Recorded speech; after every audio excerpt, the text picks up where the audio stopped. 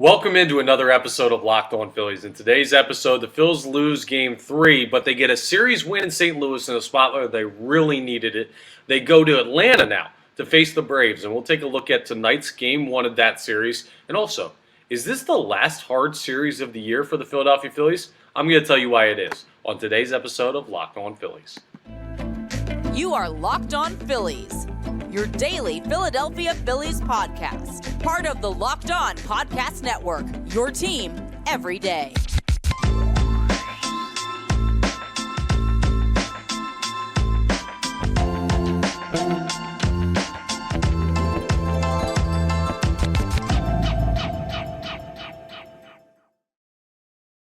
Yes, it's Locked On Phillies. I'm Connor Thomas, your host. Locked On Phillies is part of the Locked On Podcast Network, your team every day. Thank you so much for checking us out. Make sure you're rating, reviewing, subscribing to the YouTube, all that good stuff. Really appreciate anyone who's already done that. If you want some more of my work, you can hear me on 97.5 The Fanatic on the radio. You can see me occasionally on NBC Sports Philadelphia on the television side, credentialed Philadelphia Phillies media member. Happy to be here with you as your host of Locked On Phillies. Today's episode is brought to you by Sleeper.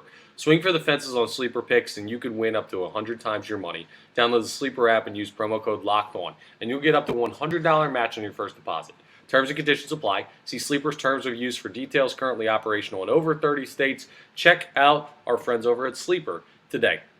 If I sound a little weird or look a little weird if you're watching on the YouTube today, it's because I was playing some pickup basketball yesterday and I got absolutely smoked by a guy's shoulder. So the inside of my mouth is swollen up like a balloon on the left side. So if I look like I'm having like an allergic reaction to like a bee sting or something, that's why. I'm good, I promise. I'll be all right. Just got bumped around a little bit. It's okay. Price of wanting to play pickup basketball and not wearing the right shoes or anything. Let's get into the Phillies. Much more important than how my face looks or feels.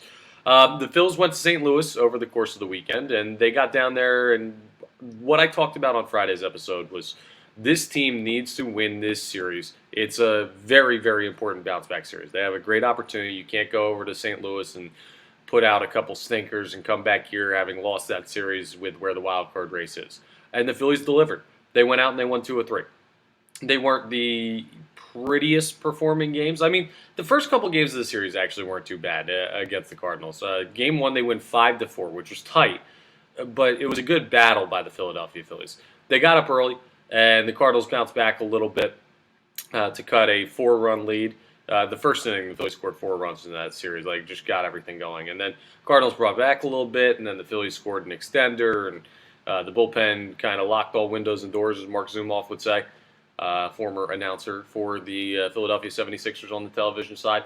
And then Game 2 was a just nice, comfortable win, a 6-1 victory. Really, Ranger Suarez was the story out of this one. Besides the offense, of course, he went 6 innings of 4-hit, 1 earned ball. Worked around 4 walks, and the bullpen locked everything down. As far as the offense is concerned, Kyle Schwarber homered. He just keeps on doing that. Alec Boehm had himself a nice series. He had a good game again in Game 2. And the Phillies come out with a win. So you already know that you had 2 wins. You go into Sunday looking at an opportunity to sweep, and unfortunately don't get it done. You give up a late home run, and Jordan Walker goes yard, a 400-footer, to make it 6-5 in the 8th, and the Phillies just can't figure it out. Right after the Phillies fought back to get in the Game 2, they were down 5-3. And in the top of the 8th, Alec Boehm homered. Nick Castellanos hit an RBI single. This team just doesn't go away. And Castellanos had a nice series. Boehm had a nice series. Schwarber went yard again. Trey Turner's unbelievable. I mean, they don't quit. Even when they're down to teams and have already won a series, they keep battling. Would I have liked them to sweep? Absolutely. Should they have won yesterday's game? Probably, yeah. When I look at the quality of opponent, for sure. But I say it all the time. It's hard to sweep teams in Major League Baseball, whether it's the Cardinals or the Braves. Bad team, great team, teams in the middle. It's very hard to win 3 straight games against the same opponent. But the Phillies go and they win 2 of 3. And that's solid. I thought the bullpen looked much better in this series against the Cardinals. I thought they settled in nicely from a stretch that they hadn't been throwing all that well in. I know yesterday Sir Anthony Dominguez got the loss. He gave up a late home run. He still hasn't looked right. But starting to really, really trust Jeff Hoffman. Starting to believe Craig Kimbrell still's got it. Alvarado, we know the talent that he has in his arm.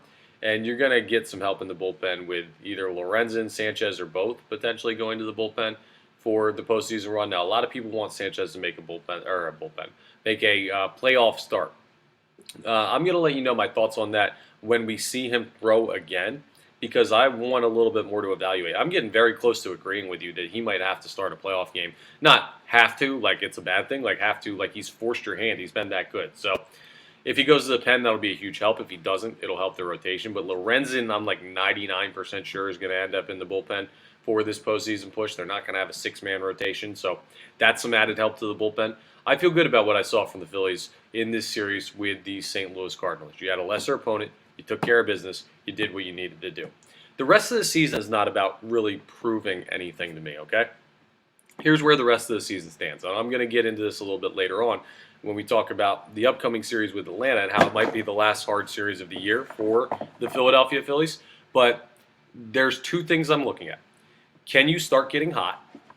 Mainly like the bullpen and the starting pitching, because the offense has already shown they have the capabilities. But can the bullpen and starting pitching kind of tune up in the next 2 weeks? They have 13 games remaining. Can they get to a point where they're running on all cylinders as they head into the playoffs?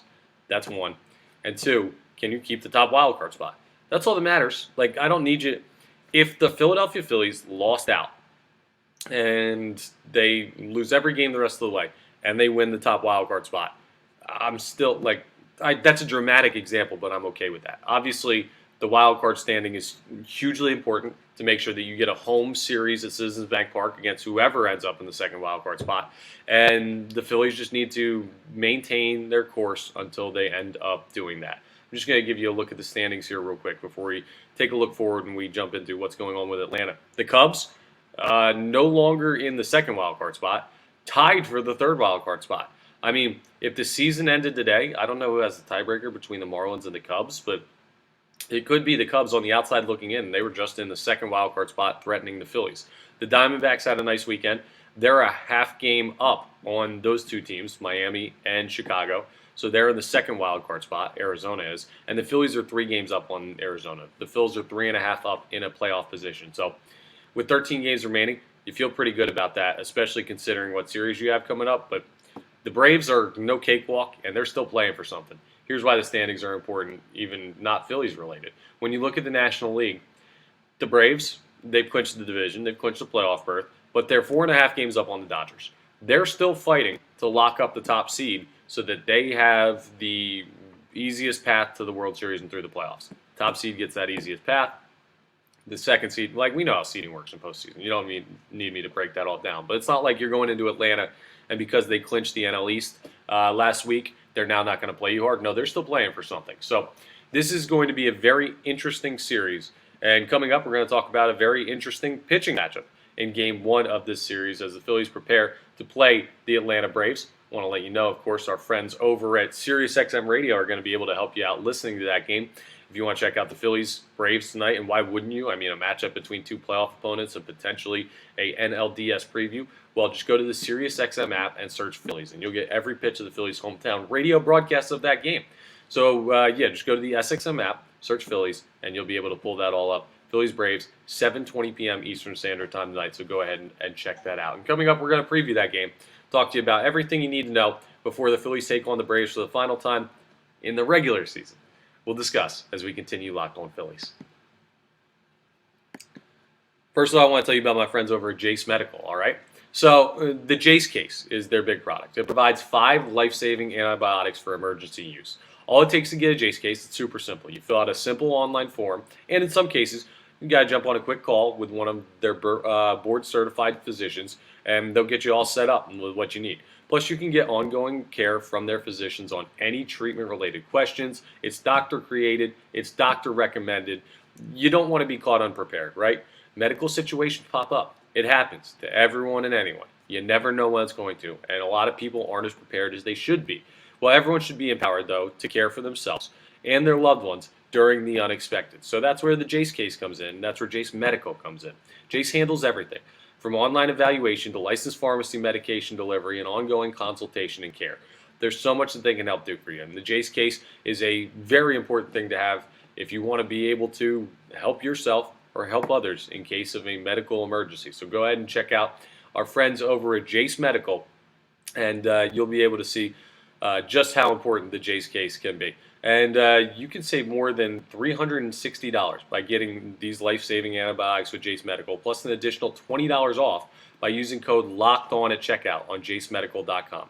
That's JASE Medical.com, promo code LOCKEDON. All right, let's jump into Game 1, Phillies-Braves. Again, 7:20 p.m. Eastern Standard Time is the first pitch time for the Braves and Phillies, Game 1 of this final regular season matchup. You can listen to every pitch of the hometown radio broadcast of that game, of the Phillies, on the SiriusXM app. Just go to the SXM app and search Phillies, and you get the Phillies hometown radio broadcast. Perfect enough, right? If you want to go ahead and listen to that. Go ahead and check that out and give our friends over at SiriusXM some love there. It's going to be an interesting matchup. So, Zach Wheeler's on the mound facing off against Kyle Wright. I love this pitching matchup because Kyle Wright has only 21 2/3 innings pitched this year and a 7.48 ERA. I mean, he doesn't have a lot of sample size, but he's a talented pitcher. So you get to see a good pitcher while also getting the opportunity of seeing him when he's probably not at his best. A 7.48 ERA, but I mean, he just came back from injury. He's only got 21 2/3 innings pitched. It's not enough of a sample size.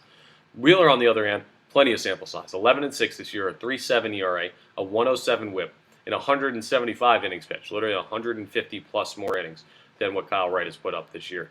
And yeah, the pitching matchup, it's going to look better than what it does on paper here between Kyle Wright and Zach Wheeler. I mean, Wright's a talented pitcher, and the Braves have a talented lineup. But something I'm looking for, Zach Wheeler last time out against the Atlanta Braves gave up, 5 earned runs? It was either 5 or 6. He was not good. Not good at all. Gave up 3 homers in his start last week against the Braves. Can he bounce back and have a resurgent performance against the Atlanta Braves? And also, can he do it at Truist Park down there in Atlanta on the road? I mean, that's a huge question as well. This is really weird to me, right? Put this one together for me, if you will. The matchup predictor on ESPN, which I tell you all the time, ESPN Analytics, has the Phillies as a 43.2% chance to win. The Braves, a 56.8% chance to win. That's not the weird part. That math makes sense. Not a big math guy, but yeah, carry the one. Yes, that's correct. Just checking ESPN's work there. But if the Braves are so heavily favored, as far as ESPN Analytics are concerned, why on the money line, so gambling odds, the Phillies are minus 115 favorites? They're favored to win this game down there in Atlanta on the road. It's very strange. It's almost like the ESPN Analytics weighs the skill of the pitcher for Atlanta, like Kyle Wright's skill level, more than the odds do. But Vegas, I trust more than the ESPN Analytics. No one's getting a bet based on this 56.8% chance that Atlanta wins. A lot of people are getting the bet based on the minus 115 odds. So that one is more focused, I guess. It's just very weird that there's that big of a difference. There's never that big of a difference between the betting on you as far as percentage chance to win. So we'll go ahead and keep an eye on that as we continue to evaluate this game. The lineups are out for tonight's game, and Schwarber's going to lead off in DH for the Phillies. Turner's going to bat second, play short. Bryce Harper's going to play first base and bat third. Alec Boehm's going to bat cleanup and play third base. Bryson Stott, bat fifth, play second. J.T. Realmuto, bat sixth, catch. Nick Castellanos in the 7-hole tonight playing right field. Brandon Martian left, batting eighth. And Johan Rojas is in center field, batting ninth. So you got that all to look at. Rojas, his average up over 300 now. He's been looking really good lately. He's a guy to watch. Careers versus Kyle Wright. The guys that kill him. J.T. Realmuto is 3 for 13 in his career, 231 average, but he's got 2 home runs. 2 of those 3 hits are bombs. Can he leave the yard tonight? That'd be awesome to see. Bryce Harper has a home run against him and is 4 for 12 career, 333 average. Those would be the 2 guys I'm watching. Harper, Realmuto. Can they continue their success against Kyle Wright? For Atlanta, you've got Acuna leading off, Albies, Riley, Olsen, Ozuna, Rosario, Murphy, Arcia, Harris. No give-up lineup there. No, they're coming after you. And these guys are pretty solid against Zach Wheeler, especially after what happened last time out. There are only 3 guys in the lineup that have not hit a career home run against Zach Wheeler. Rosario, Murphy, Michael Harris.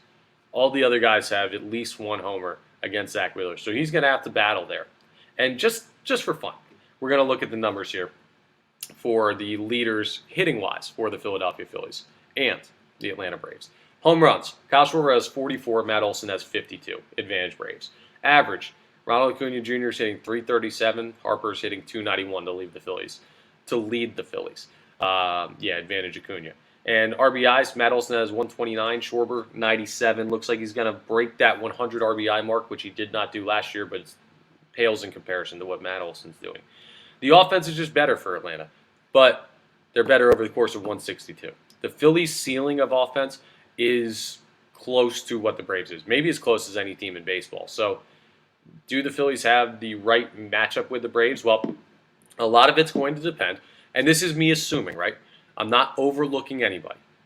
If the Phillies have to play the Diamondbacks, the Cubs, the Marlins, whoever ends up being their opponent in a wild card series, assuming the Phillies make the playoffs, top wild card, I mean, even that is an assumption. Bottom line, they got to get there. They got to get to Atlanta first. There's a lot they need to take care of before the Atlanta Braves are a playoff opponent for them.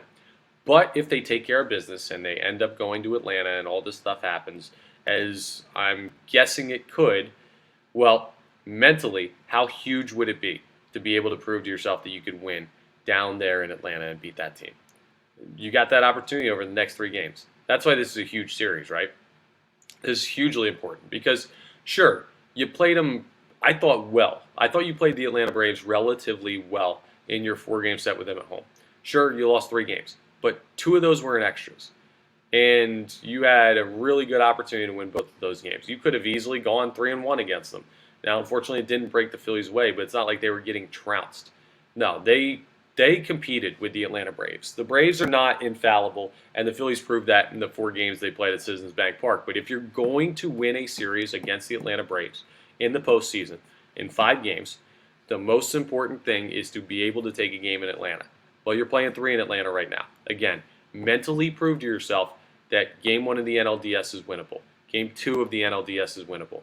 And then you're going to come back to Philly for 2, and then you go to Atlanta for 1 if the series is still continuing. If you take 1 in Atlanta, advantage you. You don't necessarily have to leave Philly again. If you take 2 in Atlanta, that series is over.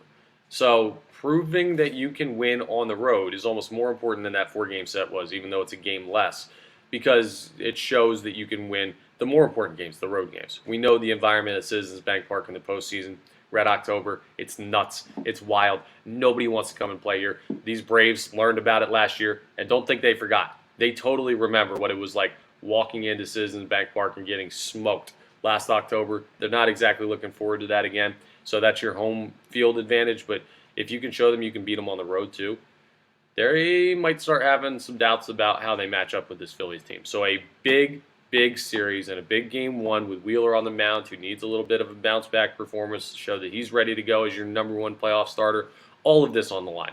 You're not going to want to miss it. So go ahead and check out the Phillies hometown radio broadcast of this game on the SiriusXM app. Yes, just go to the SXM app and search Phillies. You'll be able to pull up the hometown radio broadcast of tonight's matchup, Phillies-Braves, 7:20 p.m. Eastern Standard Time. So go ahead and check them all out.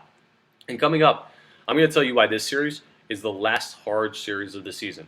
After this, it's a cakewalk. The Phillies are just going to coast on through to the postseason, and we'll break it down as we continue today's episode of Locked On Phillies. First, though, let me tell you about my friends over at Sleeper. The MLB playoffs, I've been telling you, they're right around the corner, which means the clock is ticking on your chance to win 100 times your money on daily fantasy baseball. Listen, baseball has never been more exciting than it is now. You got stars up and down every lineup. Huge names like Harper, Acuna, Olson, Schwarber, and that's just this series. I mean, throw in a billion others between the Phillies and Braves, a star-studded type of performance or type of matchup tonight. Trey Turner, I didn't even mention. That's crazy.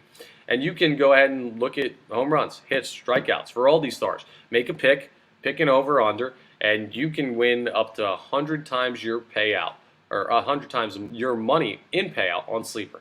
Get your picks right, and you could win absolutely big. It's daily fantasy. You could do it every day. You win tonight, you can win tomorrow. You win tomorrow, you can win the next day. Now, you're running out of time because the MLB regular season is ending, but go ahead and check out my friends over at Sleeper. Super easy to use, super quick to do. You just select a player. You can select up to 8 players, so you could pick like the entire Phillies lineup minus, I don't know, whoever you want to leave out. Yohan Rojas, just because he's batting ninth for the sake of this argument. You think they're going to smoke the Braves? Pick the over on hits for all of them. If it all hits, you can win a lot of money. Entries only take like a minute to under a minute, even if you know what you're doing to go ahead and get it done. Super easy. Plus, use promo code Locked On, and you're going to get up to a $100 match on your first deposit. Terms and conditions apply. See Sleeper's terms of use for details. And go ahead and check out our friends over at Sleeper again. Promo code Locked On, your best place for daily fantasy baseball. All right, let's wrap up with this. Just looking at the Phillies schedule the rest of the way. They've got 3 in Atlanta against the Braves, right? That's tough. You're going to have to battle through that. 1 out of 3 would be okay with me for that. 2 out of 3 would be incredible, right? You can't get swept. I don't see you sweeping the Braves. If you do, I mean, I might pass out from excitement if you sweep the Braves in Atlanta, because that is like absolutely flashing the bat signal that you guys are in trouble come postseason. We're ready to go here in Philly, and we'll be ready to go down there in Atlanta. But I don't see that happening, and I don't see the Phillies getting swept. 1 out of 3 is what I'd be comfortable with. 2 out of 3 would be awesome. But after that, you get 4 games against the New York Mets, who are 69 and 80, 11 games under 500, have nothing to play for, are going to be disinterested. Maybe they might see like a division rival and be like, oh, we'd love to round out the year by beating them a couple times. It doesn't matter. They're not good enough. Then you get the Pirates for 3 games. The Pirates are only 1 game better than the Mets. They're 70 and 80. I guess that's technically a half game because they're even in the loss column. The Pirates are no good. They come to Citizens Bank Park. And then you go up to Queens for 2 games in Citi Field against the Mets to round out the year. But I mean, you have 7 home games basically to round out the season. Those 2 against the Mets hopefully won't matter, and you'll be able to rest guys because you'll be locked into your playoff positioning. But after the Braves series, basically you've got a stretch of 7 games against opponents, 11 or 10 games under 500.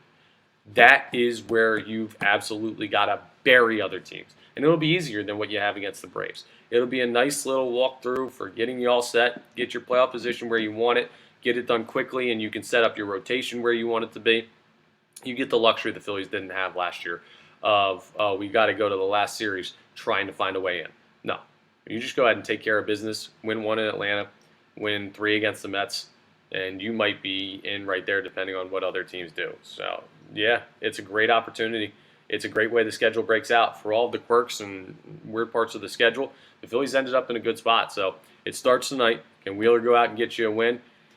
I mean, I like what Wheels has done over the past couple months, but he had a bad last start against this very same team. So it'll be interesting to see. And trust me, I'll be zoned in. And we're going to discuss more of it on tomorrow's episode of Locked On Phillies. But that's all for today's episode. Thank you so much for checking us out. Make sure you're rating, reviewing, subscribing to the YouTube, all that good stuff. I really appreciate it. And I will talk to you next time on the next episode of Locked On Phillies.